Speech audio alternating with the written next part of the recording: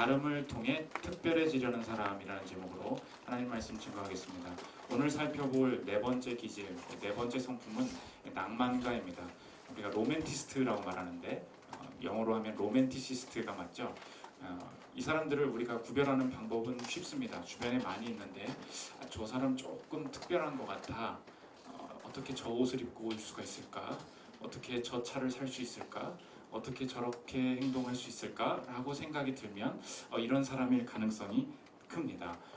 간단하게 말하면 평범해지기 싫어하는 사람, 평범함을 싫어하는 사람들입니다. 특이한 행동을 하고 또 특이한 여행지나 음악, 특이한 감성이라 그러죠. 특이한 감성이 있는 것 같다. 이런 사람들, 낭만가라고 할 수 있습니다. 저 사람 왜 그럴까? 그리고 그 사람들 이렇게 오면 내가 과연 저 사람과 친해질 수 있을까? 이런 두려움도 들지 않습니까? 우리가 이 사람들을 이해해야 될 필요가 있고 또 우리 이 기질을 알면 그들을 섬길 수 있다는 것입니다.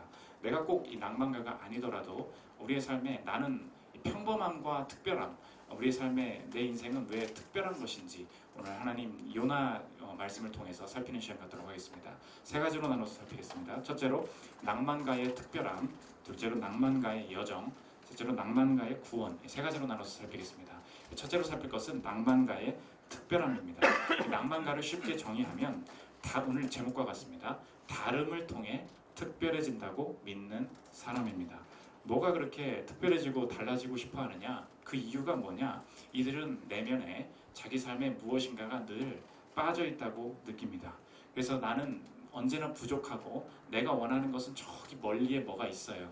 내가 원하는 삶, 내가 원하는 라이프 스타일이 저쪽에 있는데 지금 나는 비어있다는 느낌이 늘 듭니다. 결핍되어 있는데 그것을 채울 수 있는 방법이 무엇이냐? 어떻게 해야만 내가 내 인생에서 의미를 찾고 어떻게 해야만 내가 사회에서 역할을 할 수 있을까? 내가 어떻게 하면 인정받을까? 그 답을 뭘로 내리냐면 나는 지금 부족해서 그래. 그래서 남보다 특별해지고 남과 달라지면 그때서야 사람들이 나를 알아봐주고 나를 사회에 껴줄 거야. 그래야 내 삶의 부족함이 채워질 거야. 이렇게 생각한다는 것입니다. 그래서 이 구조의 그 모순적인 걸 아시겠죠? 나는 이 사람들을 옆에서 만나셨을 때 저 사람은 혼자 있고 싶은가 봐. 저 사람은 우리랑 끼고 싶지 않은가 봐. 절대 이렇게 해석하시면 안 된다는 것입니다. 이들은 또 특별한 옷을 입고 왔어요. 특별한 행동을 합니다. 그렇다고 해서 멀어지고 싶은 게 아니에요. 그렇게 되면 내가 가까워질 수 있지 않을까? 그렇게 되면 진정한 친구를 사귈 수 있지 않을까라고 늘 생각을 합니다. 근데 우리는 어떻게 해요? 이 수단이 잘못됐다 보니까 사람들은 더 특별해질수록 더 독특할수록 우리는 어떡합니까? 더 멀어지게 되죠. 그러니까 점점 더 고립으로 빠지게 된다는 것입니다. 그래서 우리 한국 사회 같은 경우는 더 어렵지 않습니까? 이렇게 공통적으로 우리가 그냥 까라면 까 그래서 같이 하는 이런 것들이 있잖아요.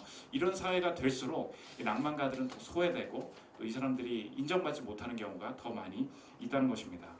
제 학교에서 그 기숙사 생활을 할 때 전도사님들은 늘 6시에 그 새벽 기도를 다 갔습니다. 그럼 새벽 기도 전도사님들 복장이 어떨 것 같아요? 정장 입고 이러지 않아요? 다 쓰레빠를 신는 사람도 있고 다 똑같습니다. 반팔 반바지 머리에 이만큼 뿔 나 있고 다 가요. 근데 한 분이 소리가 나지 않는 전기 오토바이 싹 바람 소리만 나는 거 있잖아요. 그걸 딱 타고 망토 같은 걸 싹 뒤에 있고 6시 55분쯤에 옆에서 싹 지나가는 거예요.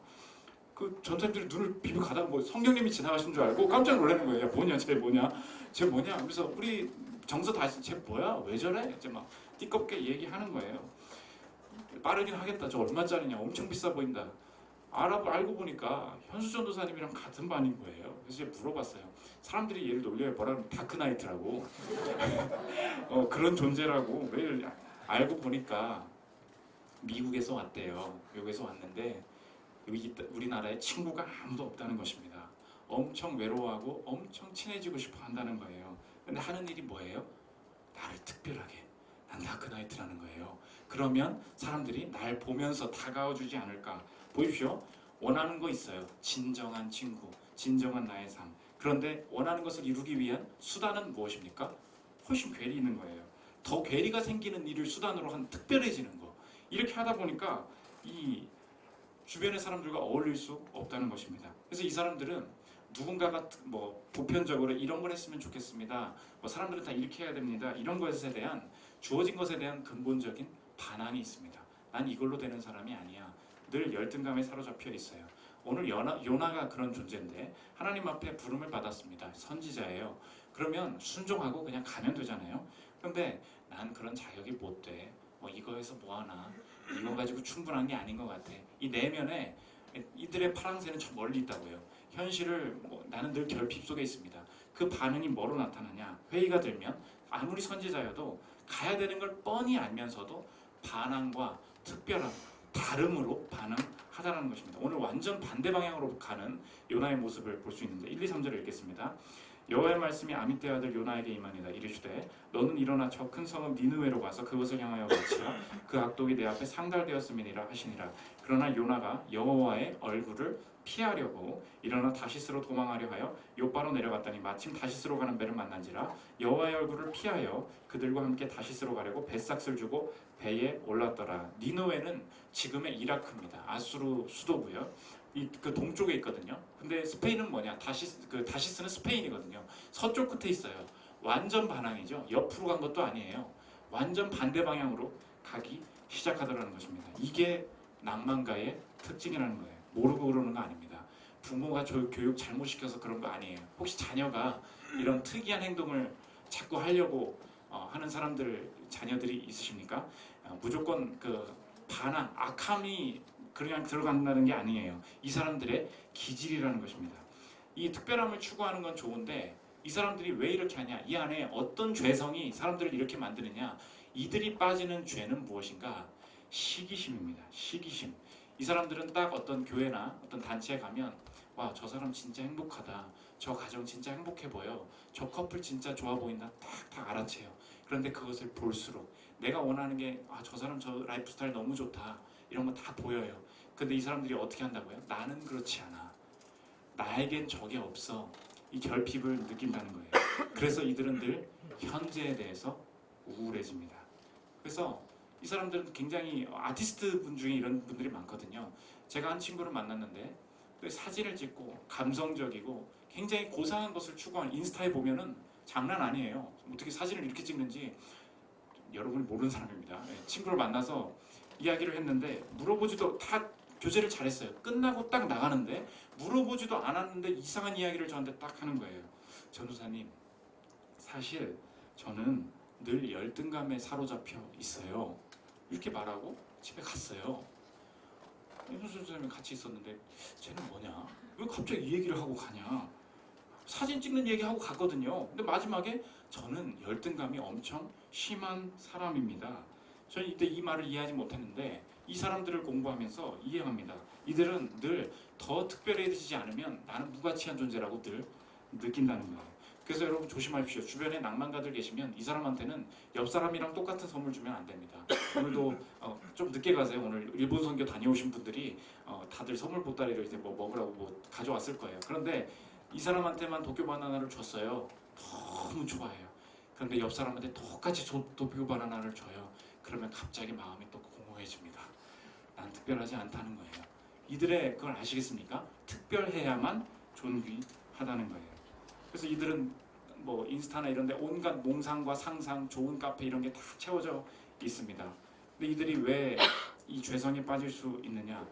이 감정에 기반한 의사결정, 내 이 상상에만 기반한 의사결정을 하다 보니까 현실에 대한 우울, 현실에 대한 부정에 빠져서 내 현실에 주어진 하나님의 말씀, 어떤 관계, 내 삶에 어떤 주어진 기회를 무조건 반항으로, 무조건 쳐내는 식으로, 무조건 다른 사람 사파라 그러죠. 무조건 내게 온 것과 다른 방식으로 결정해 보려는 나의 이 감정, 내 판단의 우상, 이 우상이 하나님께서 내게 주시는 복, 삶에서 내게 주시는 관계의 복들을 다 가로막는다는 것입니다. 오늘 기억하십시오. 그래서 여러분 낭만가가 아니더라도 나는 특별해져야만, 남과 달라야만, 부모 말이 아니라 다른 걸로 결정해야만 내 인생이 풀릴 거야 라는 이 자아가 내 안에 사실 있다는 것입니다.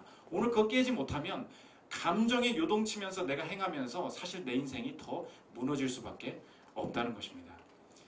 두 번째 살필 것은 낭만가의 여정인데 오늘 하나님께서 이 낭만가의 기질을 하나님께서 만드셨고 이들을 어떻게 다루시느냐 이 여정 가운데 두 가지 과정을 거치게 하십니다. 이 첫째는 고립이고 둘째는 혁신입니다. 첫째는 고립인데 오늘 다시스로 떠나는 배가 어떻게 되냐 풍랑을 만나죠. 제비뽑기 하다 보니까 이 풍랑이 왜 누구의 문제냐 이 요나 때문이라는 것을 알게 됩니다. 그래서 이 바다에 던져버려요. 14절부터 17절 보십시오. 무리가 여호와께 부르짖어 이르되 여호와여 구하고 구하오니 이 사람의 생명 때문에 우리를 멸망시키지 마옵소서 하고 요나를 들어 바다에 던지매 바다가 뛰노는 것이 곧 그친지라. 여호와께서 이미 큰 물고기를 예비하사 요나를 삼키게 하셨으므로 요나가 밤낮 3일을 물고기 뱃속에 있느니라. 원하는 대로 갔어요. 내가 특별해지면 내가 원하는 결정을 하면 내가 원하는 라이프 스타일이 생길 거야. 그때 진정한 친구, 진정한 삶이 펼쳐질 거야 라고 갔는데 결과가 뭐예요? 바다에 빠졌다는 것이 무엇입니까? 완전한 고립을 경험하더라는 거예요. 여러분 마찬가지입니다. 내가 원하는 라이프 스타일이 있어요. 내가 원하는 패션이 있어요. 내가 원하는 여행지가 있습니다. 그 스타일대로 살 거야 라고 해서 20대 평생을 살았습니다. 그리고 특별하게 했고 채웠어요. 그리고 나면 사회에서 내 역할을 할 수 있을 줄 거라 생각했어요. 그리고 나면 소울메이트가 생길 거라고 생각했어요. 그리고 나면 진정한 배우자와 함께 할 수 있을 거라고 생각했습니다. 하나님께서 경험하게 하시는 건 무엇이냐? 완전한 고립이라는 거예요. 여기서 하나님께서 깨닫기를 원하시는 게 무엇이냐? 꼭 우리가 로맨티스트가 아니더라도 감정, 이 특별함을 통해서 삶의 목표를 찾아나가는 것에 하나님이 제동을 거신다는 것입니다. 하나님의 메시지는 뭐냐? 특별함은 내가 만드는 게 아니라는 거예요. 내가 달라지려고, 내가 특별해진다고 해서 사람들에게 인정받고 미래가 열리는 게 아닙니다. 그러면 무엇이 내 삶의 미래를 특별하게 만드는가? 오직 하나님과의 관계만이, 내 외모도 아니요, 지금 상태도 아니요, 하나님과의 관계만이 내 인생을 의미 있고 특별하게 만든다. 이것 깨닫게 하기 위해서 전혀 특별해질 수 없는 상황으로 몰고 가시는데 물고기 뱃속, 이 뭘 할 수 있어요? 내가 무슨 옷을 입을 수 있는 것도 없잖아요. 그러니까 여러분 혹시 난 물고기 뱃속에 들어간 적이 없는데요. 그렇게 적용하시지 말고 한번 생각해 보십시오. 내가 가난해져서 다른 옷을 못 입어요. 그럴 때가 있지 않습니까? 나는 약간 다른 곳에서 살고 싶었는데 돈이 안 돼가지고 똑같이 원룸에 살아요. 똑같이 고르고 고만한 그걸 살아요. 내 자녀만큼은 좀 특별하게 좀 키워보고 싶었는데 보니까 다 그 보급형 유모차 다 똑같은 거야. 옆에 사람이랑 다 똑같아. 똑같은 학교예요. 도저히 달라질 상황이 안 돼요.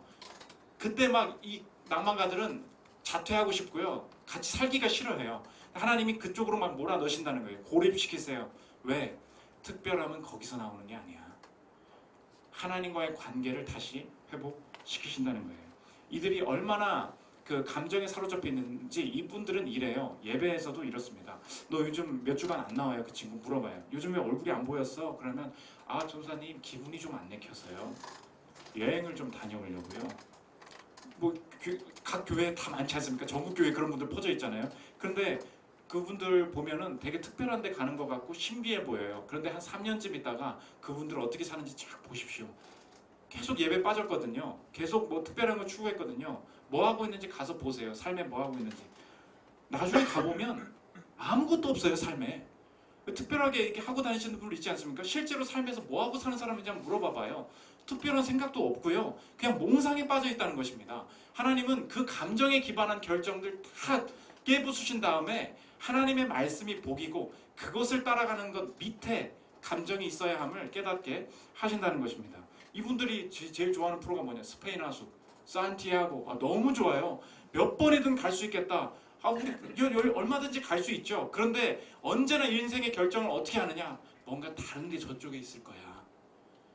아니 인생을 하나님 앞에서 이제 결정을 해야 될 시기에도 언제나 어디로 가느냐? 저게 너무 좋아 보인다는 거예요. 이거 아니라는 것입니다. 이 사람들은 이성교제 할 때도 마찬가지예요. 감정이 좋을 때는 내 남자친구, 여자친구가 너무 좋고 온전하게 헌신할 수 있는 사람들입니다. 그런데 어느 순간 마음속에 들어와요. 이 사람이 혹시 날 버리지 않을까? 갑자기 내 감정이 바뀐 거잖아요. 그럼 감정을 닫고 거리 두기를 시작합니다. 갑자기 카톡을 안 받아요. 갑자기 전화를 안 받아요. 너무 멀리 가요. 그래서 이제 남자가 지쳐요. 얘 왜 이러는 거야? 해가지고 내가 그렇게 잘못한 거 없는 것 같은데 남자가 지쳐서 헤어지자고 합니다. 그때 깨달아요. 내가 너무 멀리 갔나? 그 사람이 옛날에 좋은 사람이었는데. 그때 또 다시 와가지고 내가 후회했다고. 이거 다 무슨 뭐에 기반한 거예요? 이분들은 상상에 사로잡혀 있어요. 몽상에 사로잡혀 있다는 것입니다. 여러분 혹시 그래서 반항과 이 내 인생의 감성이 최우선이다, 이 결정 속에서 시간이 지날수록 하나님이 여러분을 사랑하신다면 잘 풀리지 않을 것입니다. 고립되게 만드실 거예요. 왜? 이 감성 중심주의가 내 삶을 인도해서는 안 된다, 주인이 되어서는 안 된다, 이 하나님의 인도하심이라는 것입니다. 이 물고기 뱃속에서 완벽하게 고립된 다음에 그때서야 요나가 뭐라고 하느냐, 제가 주님 바라보겠습니다. 2장 3절 4절 보십시오.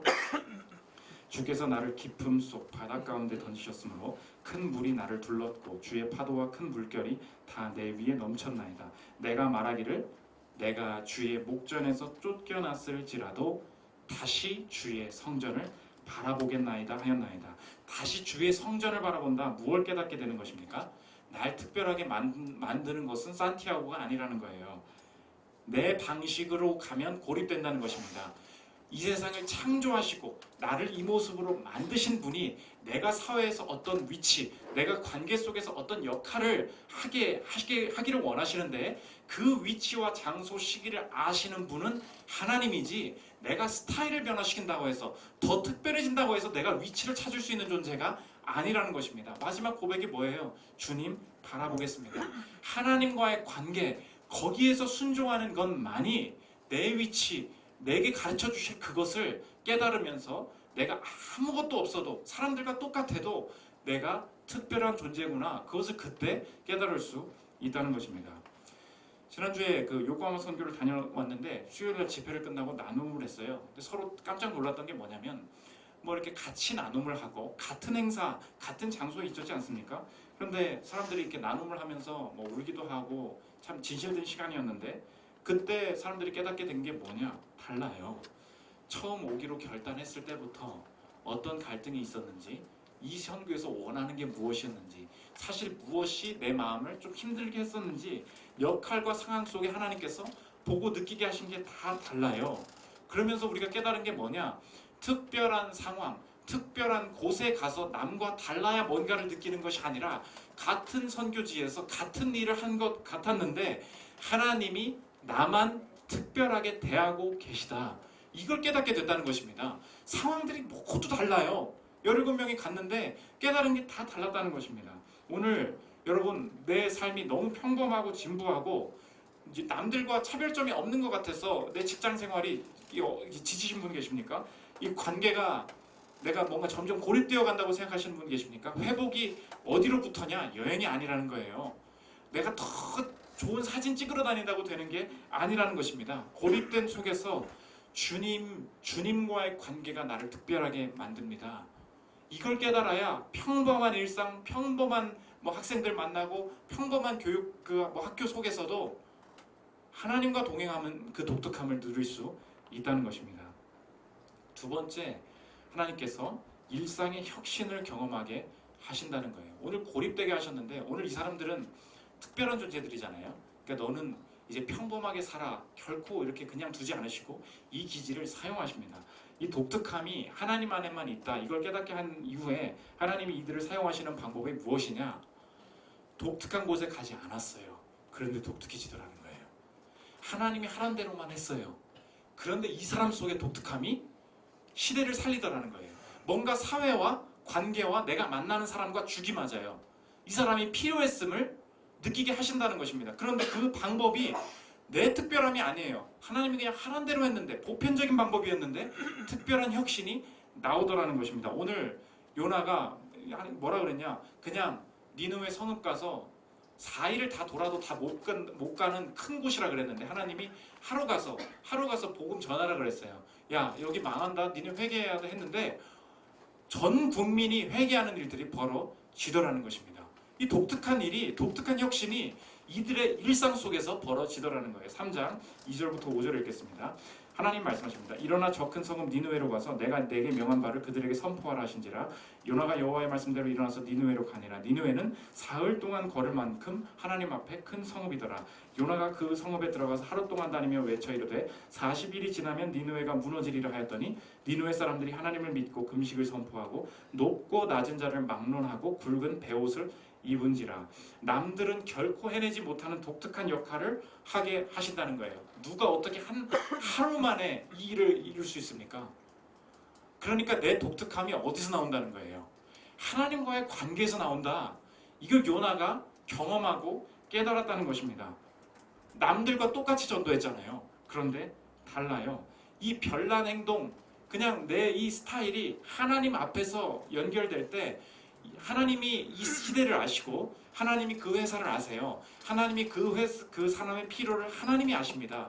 내가 하나님과 연결돼 있을 때 내 독특함이 남들과 어긋나는 게 아니라 내 독특함이 정말 그에게 필요했고 나의 이 기발한 아이디어들이 정말 이 시대에 필요했음을. 그러므로 여러분 혹시 크리에이티브 쪽에 계신 분들 계시다면 더 하나님과 관계를 친밀하게 해야 됩니다. 내가 대마초를 한다고 되는 게 아니에요. 내 영감이 어디로부터 나오냐? 일상의 하나님과의 동행 속에 그를 진지하게 묵상할 때 그 시대의 감성을 읽는 분은 하나님이시고 그 시대의 사람들을 구원하시는 것은 하나님이 아신다는 거예요. 내 감성을 하나님께 드릴 때 사용받을 수 있다는 것입니다. 우리 혹시 그래서 영화나 음악이나 패션이나 뭐 배우라든지 어떤 감각적으로 하셔야 될 일들이 있다면 성경은 성경이고 이것은 뭐 너무 따분한 이야기들을 그렇지 않아요. 내 특별함은 하나님 앞에 드려질 때에만 이 시대를 위해서 발맞춰 나갈 수 있다는 것입니다. 선교 때 오늘 뭐 니느웨 이걸 꼭 계획한 건 아니었는데 제가 진짜 싫어했던 게 저는 진짜 싫어한 게 이렇게 막 버스킹 이런 거 진짜 싫어했어요. 밖에서 공연하고 설교나 잘하면 되지 않을까? 전도나 하자. 그랬거든요. 근데 사모님이 얘기하신 거 거기가 뭐 그런 건 어떤 역이냐면 강남역 같은 뭐 그런 곳입니다. 근데 사모님이 밖에서 춤을 췄으면 좋겠다는 거예요. 이게 되겠나? 순종하는 마음으로 그냥 했어요. 춤추는 사람들도 뭐 이렇게 뭐 내키지 않을 수도 있고 부끄러울 수도 있겠어요. 했어요. 근데 온 거예요. 일본 사람들은 대만처럼 선교하면 막 몇십 명씩 오고 그러지 않습니다. 그분들은 1년 전에 초대하고 6개월 전에 연락하고 3개월 전에 약속 잡고 일주일 전에 다시 컨펌해줘야 그날 오는 사람들이에요. 그러니까 그 성도들이 전도했던 사람들이 오지 당장 전도하다고 절대 오지. 그래서 1차 선교 때 저희가 전도한 사람들 한 명도 안 왔어요. 그 문화를 이해해야 되는데 그 문화 속에서 벌어진 독특함이 뭐냐? 왔어요. 누가 왔대요. 사모님이 놀란 거예요. 뭐 어떻게 이제 니 어떻게 왔다 됐을까? 뭐 물어봤죠. 왔더니 춤 보고 나 여기 와야 되겠다고 해서 왔다는 거예요. 그 가스펠 댄스 클래스까지 등록했어. 뭐 이상한 일들이 벌어졌다는 것입니다. 다음날 더 작은 교회 갔는데 시간이 없었어요. 너무 지쳤고 원래 코리안 파티는 하루만 하는데 개척교회가 있어가지고 한 번 더 가졌거든요. 너무 덥고 캠퍼스는 개교기념 기념일이라 아무도 없어요. 근데 그냥 마트 앞에서 이 장수영 집사님이랑 저랑 전도를 했거든요. 교우와 교우가에 대해 이벤트가 아리마스 이벤트 있습니다. 그 다음 이제 진행이 안 되잖아요. 이제 오라고 제이키 때 구다사이 오세요. 우리 끝났거든요. 전도가 끝났어요. 이제 우리가 느꼈죠. 네가 안 올 걸 알아. 그러니까 이제 가시면 됩니다. 이제 쳐다보고 있었어요. 제이키 때 구다사이. 그 다음 대사가 없거든요. 저희가 다 끝났어. 제이키 때 구다사이. 그럼 이제 아리가또 가거든요. 안 가는 거예요. 안 가. 계속 우리 쳐다보고 있는 거예요. 할 말이 없잖아요. 가시라고요. 안 가요. 그래서 급하게 그 선교사님 불러와서 얘랑 말 좀 해야 될 것 같다고 왔어요. 2시간 동안 얘기하다 갔어요. 이게 뭐예요? 당신이 안 올 걸 알아요. 내 생각이거든요. 독특함이 어디서 나와요? 순간순간 동행하면서 주시는 하나님과의 동행 속에 그 상황, 그 사회, 그 사람과 맞게 내가 역할을 할 수 있도록 인도하신다는 것입니다. 여러분 그래서 특별함은 하나님께만 있습니다. 여기 우리 교회 특별히 나오신 지 얼마 안 된 분들 중에 기독교에 대한 거부감을 가지신 분들이 이런 분들이 있어요. 하나님의 뜻을 따르면 내 특별함을 포기해야 되는 거 아니냐. 그래서 내 종교 생활을 왜 싫어하냐. 거기서 하란 대로 해야 되기 때문에 싫어한다는 거예요. 기독교는 결코 그렇지 않다는 것입니다. 이 팀 켈러 목사님이 기독교야말로 전 세계적인 종교고 내 독특함을 무시하지 않는 하나님의 독특하신 인도하심이 있다는 걸 얘기하는데 한번 들어보십시오. 기독교는 진정으로 세계적인 종교다. 무슬림은 90% 이상이 동남아시아와 중동과 북아프리카 일대 거주한다. 모든 힌두교도의 95% 이상은 인도와 그 접경 지역에 있고 불교도의 약 88%는 동아시아에 있다. 그런데 기독교인은 약 25%가 유럽에, 25%가 중남미에, 22%가 아프리카에, 급성장 중인 15%가 아시아에, 12%가 북미에 거주한다. 왜 그래요? 다른 사람들은, 다른 종교들은 어떤 그들의 코드와 율법을 가지고 딱 가서 우리 스타일대로 따라해 얘기한다는 거예요. 그런데 기독교는 그런 게 없습니다. 하나님께서 우리를 이마고데이라 그러잖아요. 독특한 존재로 창조하셨고 우리의 핵심 교리는 뭐밖에 없어요? 은혜로 구원받는다는 거. 하나밖에 없어서 그 하나님께서 창조하신 독특한 문화를 지우지 아니하고 오히려 갱신한다는 것입니다. 파괴하고 제거하는 게 아니라 갱신, 거듭나게, 혁신되게 한다는 거예요. 그래서 어떤 아프리카 학자가 연구를 했는데 아프리카 학자들은 나라에 퍼져 있는 게 뭐냐? 이 세상은 선과 악의 영이 싸우고 있다고 믿는다는 거예요. 이 문화를 가지고 있는데 외국에 가서 미국 가서 공부를 했더니 이 세큘러 그 세속주의자들이 와서 뭐라 그러냐? 니네 생각은 다 틀렸다고 얘기하더라는 거예요. 그런 건 없어. 과학이 전부야 라고만 해석을 해준다라는 거예요. 그러니까 이 사람이 아프리카적인 게 어떻게 돼요? 미국에 갔더니 아프리카적인 게 다 사라지더라는 거예요. 기독교는 그렇지 않습니다. 네가 선과 악에 대한 그 영적인 개념을 설명해 준다는 거예요. 이 세큘러한 사람들한테 가서도 세속적인 것, 이 땅의 물질이 어떻게 회복될 것인지 설명해 준다는 거예요.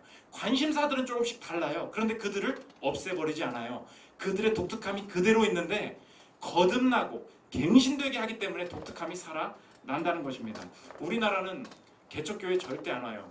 왜? 사람들이 세련되고 뭔가 이렇게 거부감, 이게 작고 뭔가 낡은 것에 대한 거부감이 있어요. 그런데 일본은 모든 게 작은 나라예요.